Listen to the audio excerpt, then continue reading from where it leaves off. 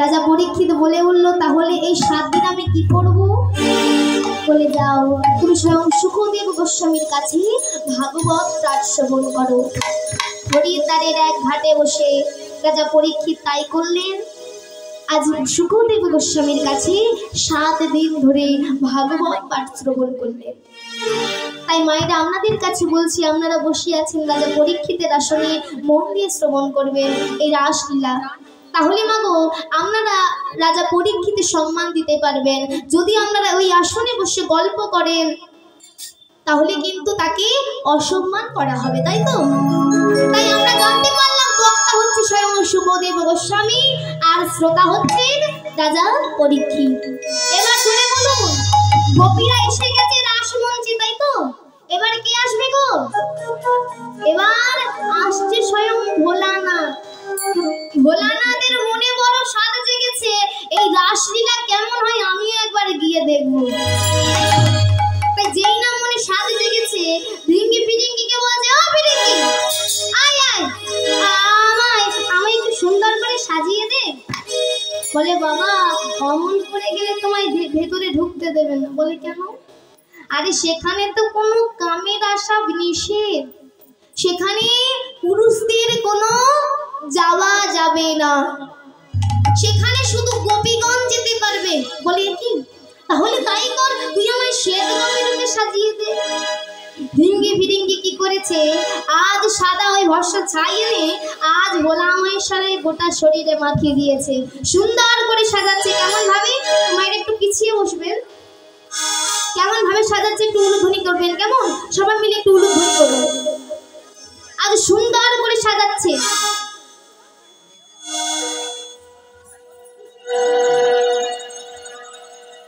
সুন্দর করে সাজিয়ে মা আজ কিসে করে চলেছে? শাড়ির পিঠে করে চলেছে। কেমন ভাবে? আমি শাড়ির পিঠে ঘুরে বেড়াই, আমি ঘুরে বেড়াই শাড়ির পিঠে, বাজাই মোষের সিংহ। উলুধ্বনি করবেন, কেমন? একটু উলুধ্বনি। মন্দিরেতে ভোলা বাবা শিব, ও শিব গো মন্দিরেতে ভোলা বাবা শিব। উলুধ্বনি। মন্দিরেতে ভোলে বাবা শিব, ও শিব গো মন্দিরেতে ভোলে বাবা শিব।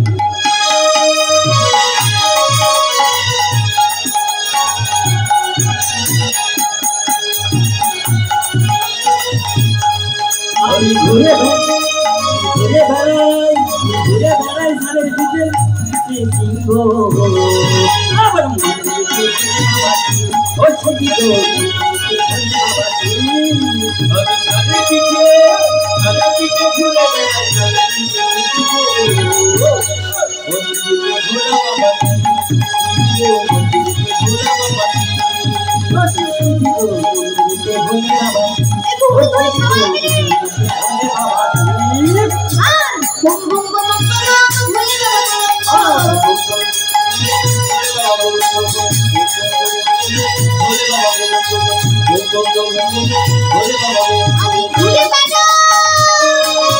আমি ঘুরে বেড়াই শাড়ির পিঠে, বাজাই মোষের সিংহ। মন্দিরেতে মন্দিরেতে ভোলা বাবা শিব, ও শিব গো মন্দিরেতে ভোলা বাবা শিব। বিদায় গৌর হরি বল।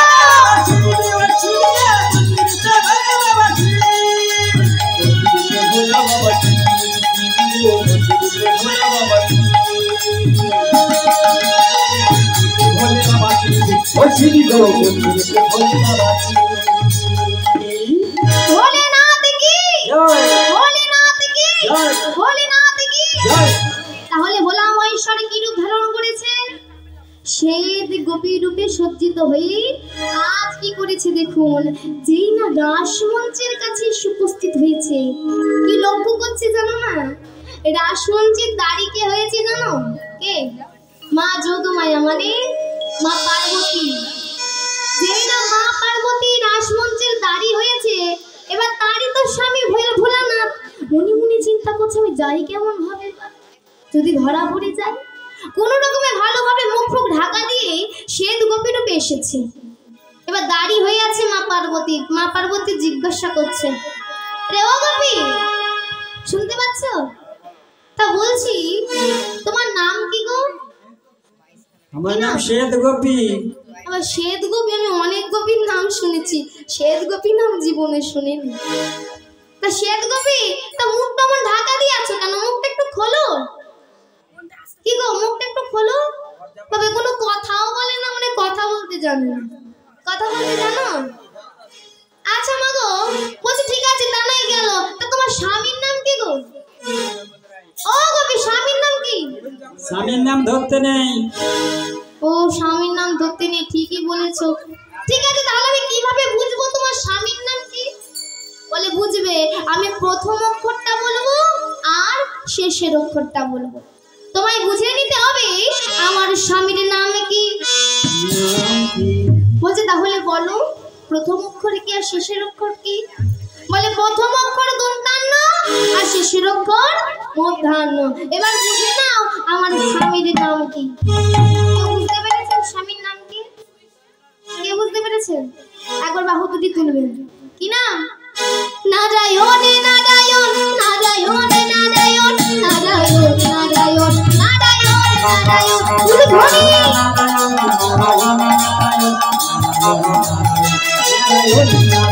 নারায়ণ নারায়ণ নারায়ণ নারায়ণ নারায়ণ নারায়ণ নারায়ণ নারায়ণ।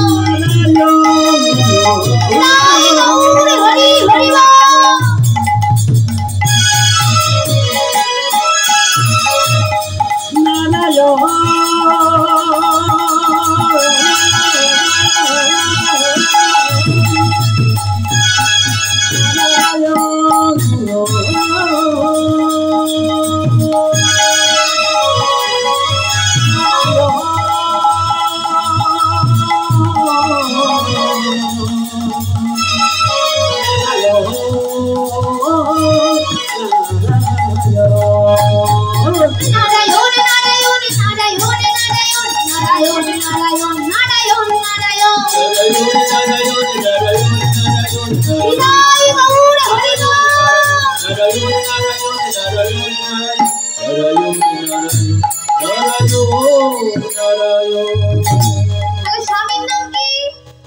নারায়ণ।